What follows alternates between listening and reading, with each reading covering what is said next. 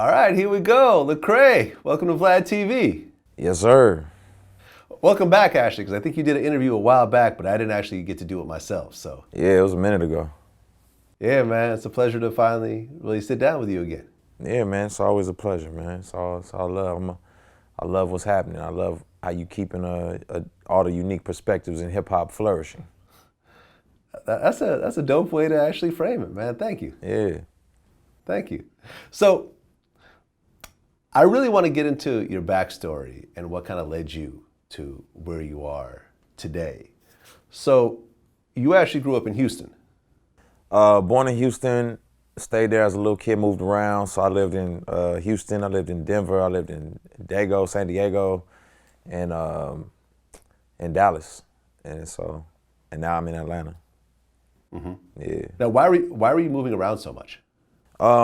Just, single parent, mom just trying to find some stability and be around family members. And then my grandfather was in the military, so he was in different spaces where, we could kind of have some stability. Okay.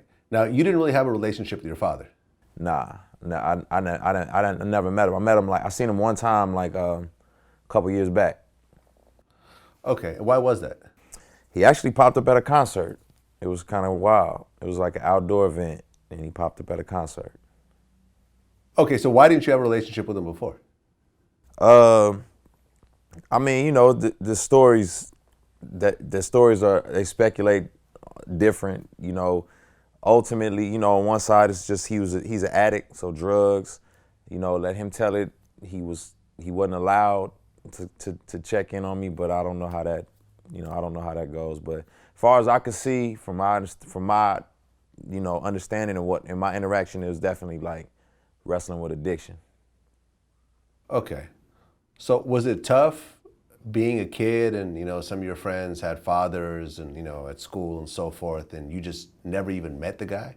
Yeah. That's everybody. Anybody who didn't grow up with their pops, that's everybody's story. Your friends, dad at the basketball game, bringing them shoes and, all that good stuff, outside shooting, all that stuff. I didn't experience that. So, it definitely affects you.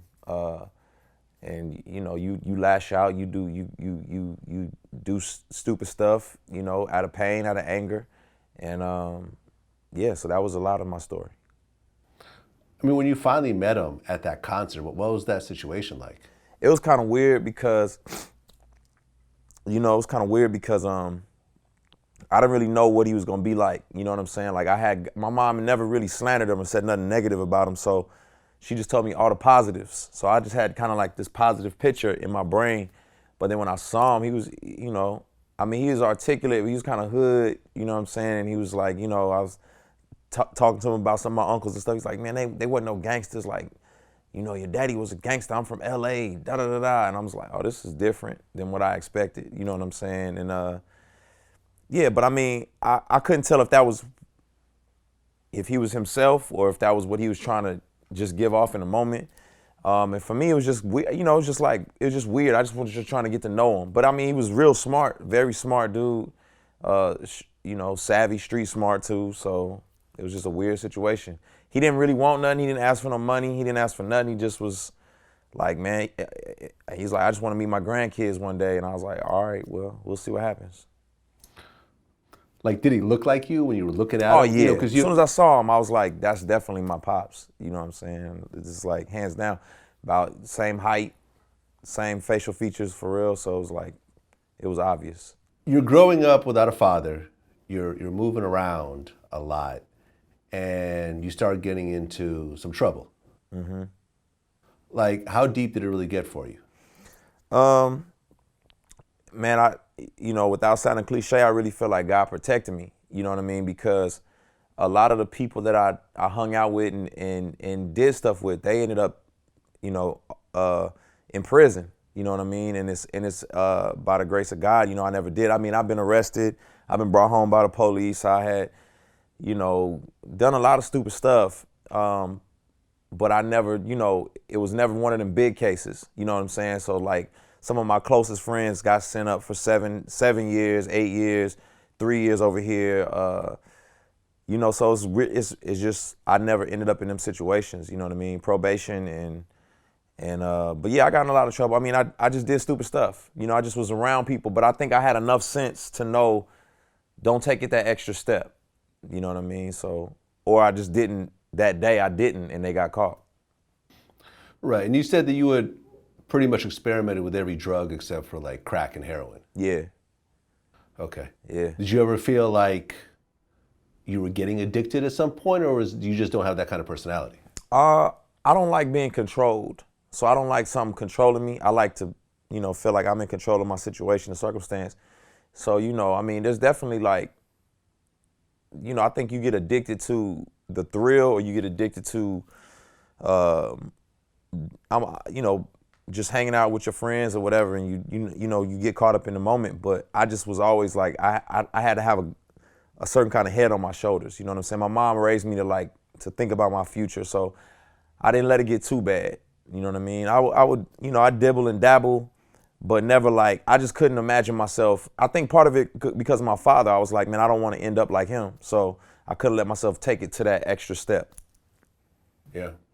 Now, what happened with your female babysitter at 7 years old? Oh man, research. I mean,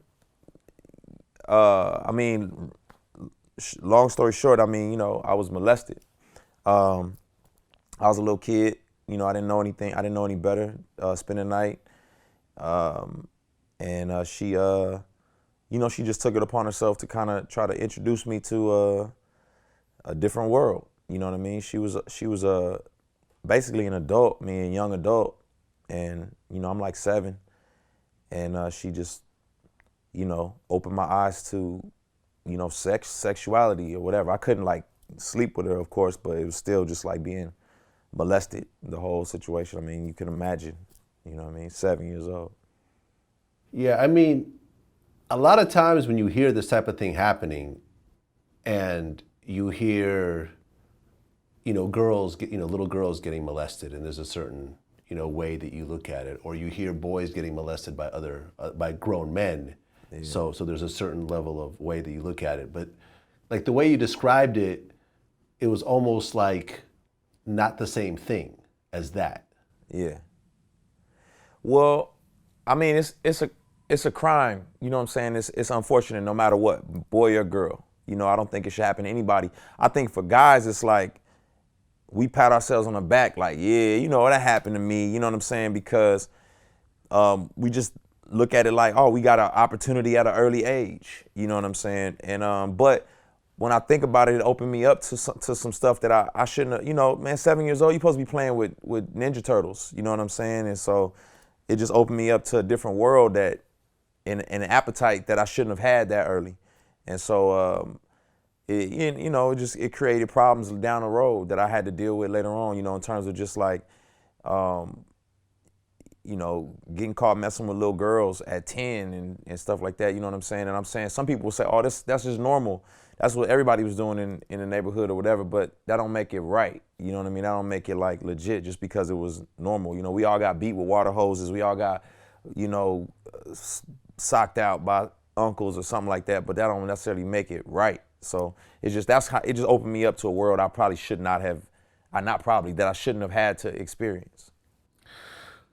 I mean, yeah, 7 years old with a grown woman, male or female, like, I could see how that could create problems. Oh, yeah. In terms of the way you look at sex, the way you look at women, the way you interact with women, you know, through the rest of your life. Yeah. Hands down.